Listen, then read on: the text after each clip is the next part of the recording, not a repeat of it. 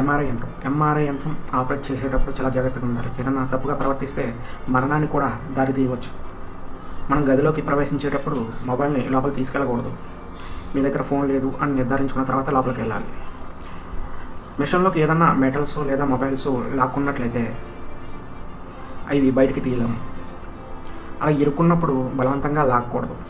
MRI యంత్రం యొక్క అయస్కాంత క్షేత్రం భూమి లోపల యొక్క అయస్కాంత క్షేత్రం కంటే 30,000 నుండి 60,000 రెట్లు అధిక వేగంతో తిరిగే అయస్కాంత క్షేత్రం లోపల హై స్పీడ్ రొటేటింగ్ మ్యాగ్నెటిక్ ఫీల్డ్తో తిరుగుతుంది. ఒక వ్యక్తి దానిలో పడుకున్న తర్వాత ప్రధానమైనది ఎలక్ట్రోమాగ్నెటిక్ ఫీల్డ్ ద్వారా ఒక చిత్రాన్ని తీయడం వల్ల శరీరంలోని ప్రాబ్లమ్స్ని అది మనకి ఫిల్మ్ రూపంలో బహిర్గతం చేస్తుంది. ఎంఆర్ఐ మిషన్ ఒకసారి ఆన్ చేసినట్లయితే ఇంకా ఎప్పటికీ కూడా ఆఫ్ చేయకూడదు. అటువంటి యంత్రం యొక్క ధర $10 లక్షల వరకు ఉంటుంది. ప్రమాదం జరిగినప్పుడు ఆసుపత్రి మూయబడేంత వరకు అది ఎప్పటికీ ఆపివేయకూడదు. ఎంఆర్ఐ యంత్రానికి సూపర్ కూలింగ్ సిస్టమ్ ఉండడం వల్ల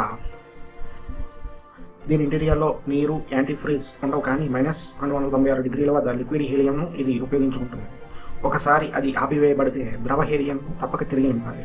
సుమారుగా 200 లీటర్ల లిక్విడ్ హీలియంను తిరిగి నింపాల్సి వస్తుంది. దీని ధర $60,000 వరకు ఉంటుంది.